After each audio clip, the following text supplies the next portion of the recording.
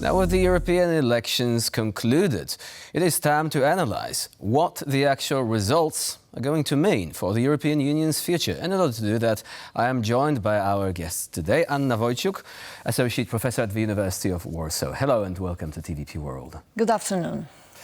So what would be the most important takeaway from these results? Some press publications are actually going ahead with fairly dramatic assessments, but are they justified? I would not agree with that. I don't think it's dramatic. I think that the pro-European forces, various pro-European forces, kept control over the European Parliament, and it's a relatively stable result for continuity of the course which we saw in last 5 years. So I think these elections saw that there is stable support for European integration, that parties which are contesting this process did not get much better result, and that they will not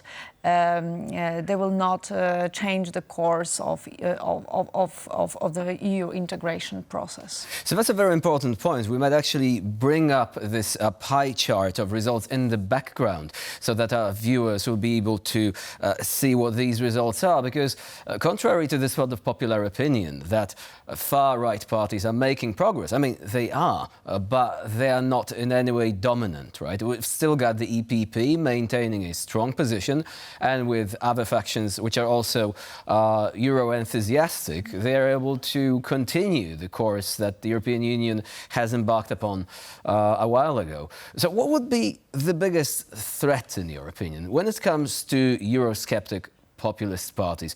Would they be able to join up together and form some sort of major opposition faction? Or is this still a sort of like a pipe dream of their leaders?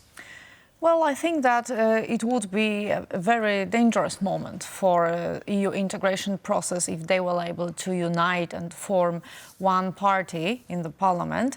However, this seems extremely unlikely because numerous conflicting interests between those factions on many different issue areas. Actually, their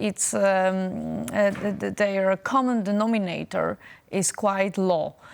So they are all against the EU integration process, but then in what they are proposing, they differ very widely. So I think that this is where we come back to the history of Europe, that actually the EU integration was a response to different nationalisms which were pulling Europe in different directions, producing conflicts, wars, and there is no other way of practicing nationalism than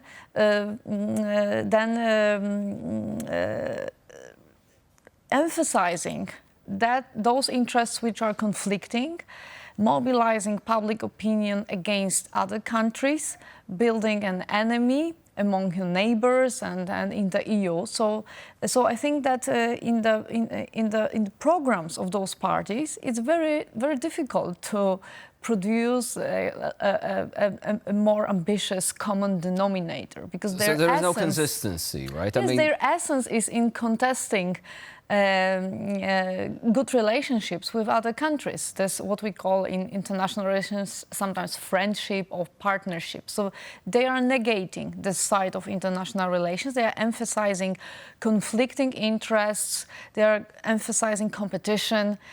So while you only focus on that, you are unlikely to build on common interests. There is no common platform, exactly. Right? I mean, the good news is that they don't really agree on the question of Ukraine, for example. Giorgia Meloni, pro-Ukrainian, unlike, say, the Alternative für Deutschland, or to some extent Marine Le Pen, even though they are a bit opaque about this right now.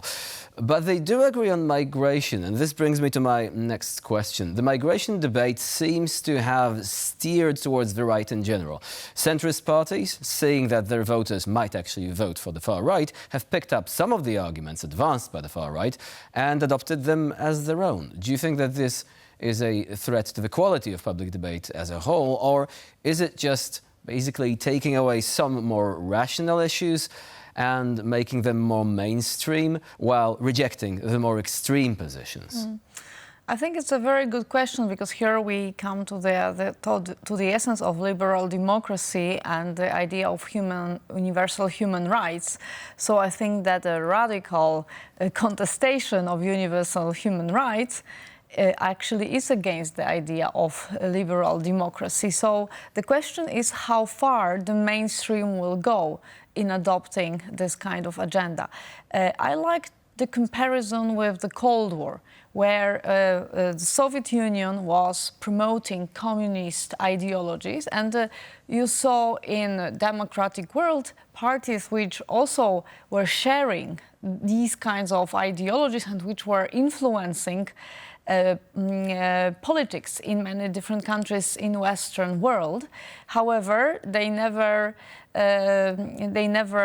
went into non-democratic direction. So I think this is the very important task for the mainstream, to adapt to this zeitgeist, which went to the right, which significantly went to the right, but at the same time protect this core of liberal democracy. What about the situation in France? Because according to some commentators, including at the Financial Times, this could actually be more of a threat, whereas the European Parliament will be able to deal with this shift towards the right. If we actually have national governments of powerful EU countries like France shifting in this direction, this could have a major impact. Would you agree with this? Yes, because that can impact more on the level of policies than what's happening in the European Parliament. Because there you also have, even if one country shifts to the right, there are others which are relatively stable with the pro-European course. So I think that the shift to the right in one of major European powers, and France certainly is the one of two most important powers in Europe, that could impact your integration process. However, I believe that what Emmanuel Macron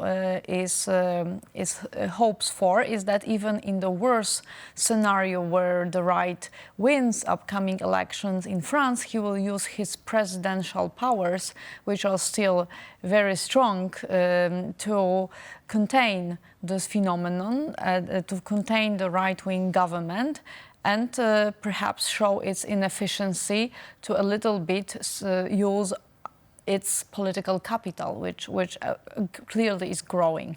So that's one of the arguments. Also, in the same article, the Financial Times says that the president, Emmanuel Macron, would be forced to share power in a humiliating, and probably tumultuous cohabitation with his nemesis, meaning either Marine Le Pen herself or perhaps Jordan Bardella, who's proved to be like this sort of, this political whiz kid recently, this new face of the far right. Do you think that this could prove destructive to Macron? Because instead of governing, he would be forced into, all these difficult situations involving trade-offs, trying to convince other parties to back him up against such a far-right government. What is your take on that? Well, I believe it's a high-risk strategy which can produce high gains, but also can produce a catastrophe. So this is a bit of a gamble, right? It's a gamble, exactly. So,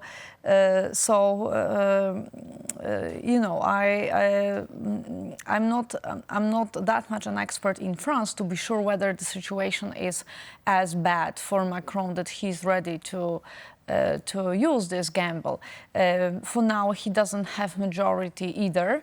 It's not easy to govern for him either. So maybe he's aware that the remaining years in power, he will not do anything meaningful anyway.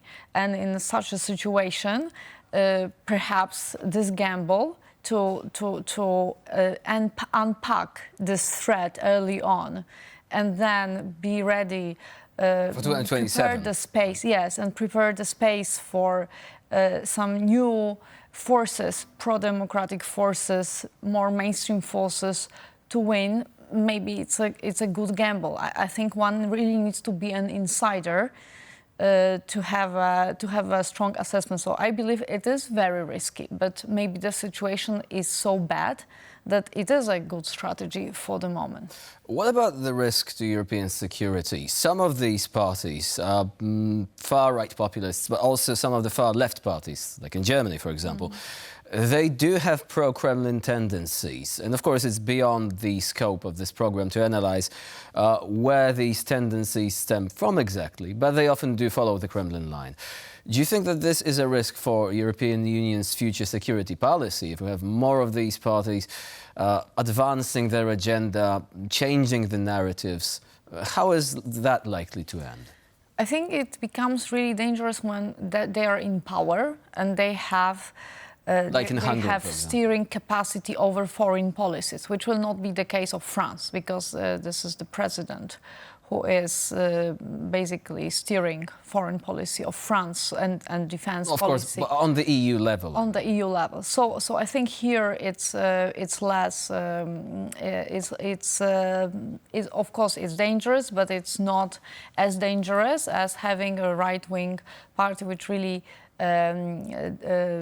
designs and executes foreign policy, just like in Hungary, as you rightly mentioned, because then this country, like Viktor Orban, can block common action, for example, in the case of Ukraine. And they're about to start their presidency. How likely is it that the European Union is going to be operating with much less alacrity during that period, simply because Hungary might be derailing certain initiatives? So I heard that the plan for this half a year when Viktor Orban will be steering, Hungary will hold the presidency, is quite relaxed, because there will be negotiations about the commission, that there will be summertime, and then there will be in mid-autumn. So I think that the EU has very good mechanisms allowing it to adapt to such situations. It knows how to live with this. It's a lull in activity, right? But can the EU afford it? I mean, we have the debate surrounding the Green Deal. We also have a very important initiative concerning the seizure of Russian assets, or at least using the proceeds from these assets to help Ukraine. So do you think that Viktor Orban will be able to derail, or at least, slow down these initiatives? I think they will Can be we postponed. allow this to, I think they will be postponed, and you ask if we can. We have no other option, because it will be very hard to convince him. He has very strong common interests with Russia, increasingly with China, and it's not in the cards that he will become pro-Ukrainian suddenly. So I think that the EU is adapting and getting prepared for this half year of, as you said, slowing down. And one final question. What do you think is going to be the biggest challenge for the European Union once the new authorities are selected? We have, all the major decisions concerning top positions being made. So what is next? Is it security? Is it about adapting to this new situation with environmental protection? What would that be? I believe it's the new Green Deal. I think that it's the most confusing, because on migration, as we previously said, there is more or less consensus that there must be a tough policy. There are differences in how to play it out, but otherwise I don't see major differences among EU member states that EU should control its borders.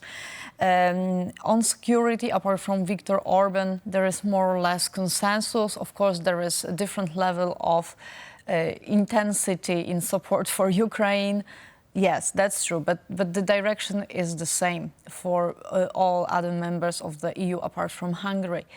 But for the new Green Deal, I think this will be very difficult, because you see a lot of resistance in many different countries against this policy.